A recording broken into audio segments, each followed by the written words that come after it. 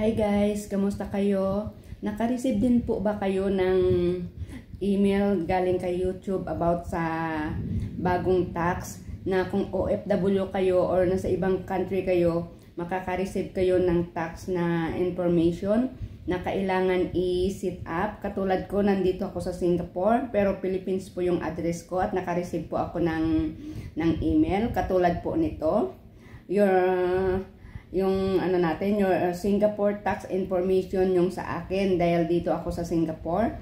Pero i-click lang po yan natin guys, madali lang siya. Tsaka i-click po natin yung sa pinakababa niya.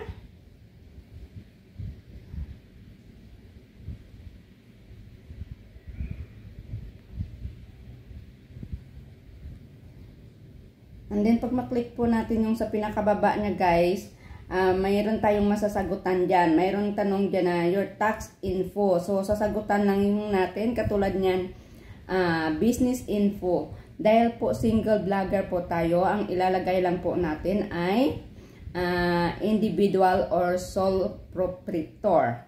Yan lang po ang ilalagay natin. And then may question po sa may baba na kailangan lang po nating i-check. Do you have permanent establishment in Singapore? Dahil yun yung sa akin, nasa Singapore ako, kung saan country man kayo. So, ang sagot natin is no. Are you registered for Singapore good and service tax? Because nagtatrabaho lang tayo dito sa Singapore at Philippines yung address natin. Ang sagot ulit natin ay no.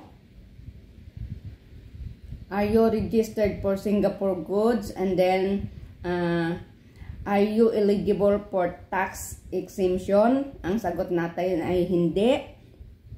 And then, mayroon dito yung last is, are you eligible, o diba, bulol? Are you eligible for other exemptions of lower tax? Ang sagot is no. And then, i-click lang natin ang submit. Pag masubmit na natin, pupunta tayo balik tayo doon sa email natin. Mayroon tayong ma-receive. At sabi dito is, your tax info has been accepted. Yun. Ganoon lang siya guys, kadali guys. Kaya, and then your tax information has been accepted. Tapos na. Okay na lahat. Wala nang problema. Kasi ini-inform lang nila tayo kasi more on kung saan country tayo nagtatrabaho. Nandiyan ang makikita galing yung mga views natin, yung mga ads ng mga friend, yung mga ads na pinapanood ng mga friend natin. Kaya siguro ganon yung natin, yung inaano sa atin ni YouTube.